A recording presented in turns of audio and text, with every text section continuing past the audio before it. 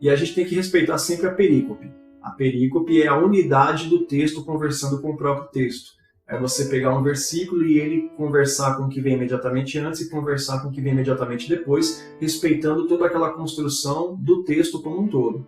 Tá? Então, João ele traz essa ideia de Jesus e o Pai serem um e a possibilidade daqueles que recebem a Jesus, recebem o Pai, ser um com eles. Isso está presente em todo o Evangelho de João. Essa unificação, essa fusão do corpo é um conceito apresentado, inclusive, em Atos dos Apóstolos, escrito por Lucas, capítulo 7 especificamente. Você vai pegar ali do versículo 1 ao versículo 50, traz essa construção, mas a gente precisa entender, por exemplo, o conceito que fala que o corpo de Cristo, a igreja, o templo, os crentes, tudo é unificado e é um com Cristo e um com o Pai. Tá? Isso reflete ao quê? Você vai ter, por exemplo, no Antigo Testamento, o tabernáculo de Moisés, né, construído no deserto, o templo de Davi, Salomão e o de Jerusalém, que é construído por Herodes, eles são moradas de Deus.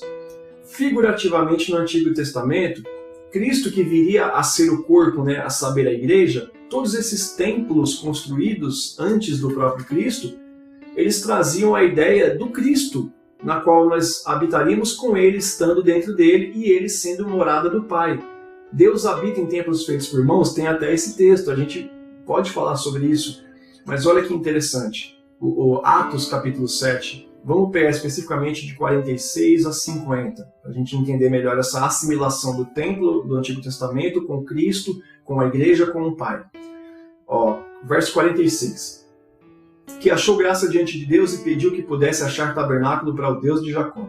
E Salomão lhe edificou casa. Mas o Altíssimo não habita em templos feitos por mãos de homens, como diz o profeta. O céu é o meu trono e a terra é o estrado dos meus pés. Que casa me edificareis, diz o Senhor? Ou qual é o lugar do meu repouso? Porventura não fez a minha mão todas essas coisas? Então, essa ideia aqui, ela parece contraditória, porque Deus pede que construamos edificações em terra para que ele habite no meio dos homens. É Deus que pede para construir o tabernáculo, para ele estar com o povo no deserto. Mas ele fala que não habita em templos feitos por mãos de homens. Aqui é um conceito de que esses tipos de edificações não podem comportar o próprio Deus, porque o interesse de Deus é habitar o quê? Nos homens, é o receberem. Então veja, que graça achou diante de Deus e pediu que pudesse achar tabernáculo para Deus e de Jacó.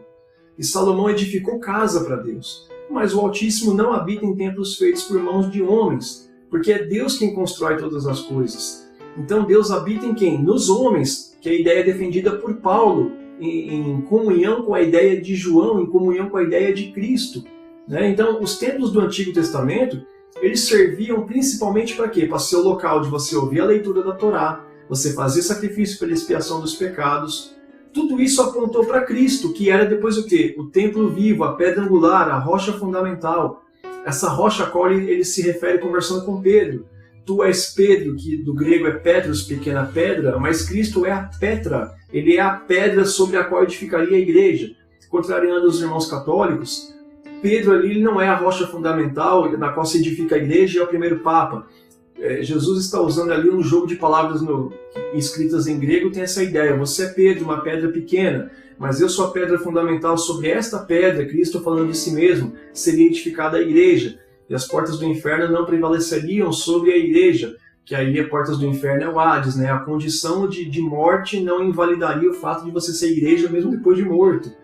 Então, esses templos todos edificados por mãos de homens, de fato não comportam a Deus, porque estavam mostrando que futuramente viria um templo vivo que era Jesus. Esse sim comportava o próprio Pai, porque era um com o Pai, e todos quantos o recebessem e vivessem de acordo com seus ensinamentos, seriam um com Cristo e um com o Pai, também templo.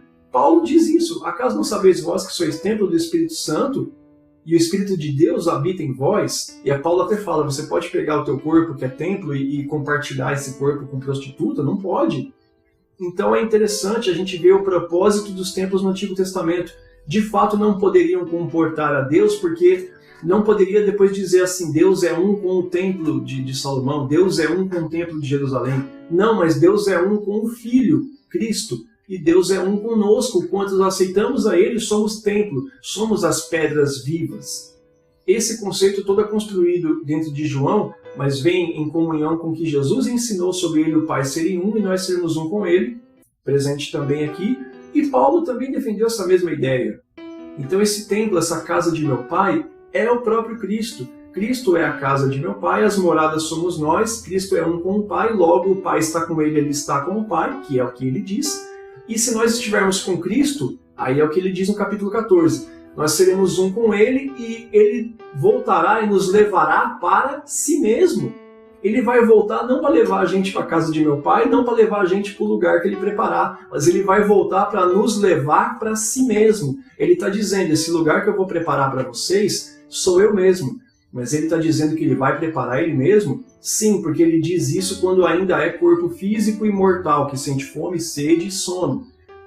Eu vou preparar-vos lugar, é o que depois lá na frente tem com Maria, a Madalena, com Tomé, que ele fala, eu preciso ir para o meu Pai, ou seja, eu preciso morrer, ressuscitar e ter corpo glorificado para poder estar com Deus.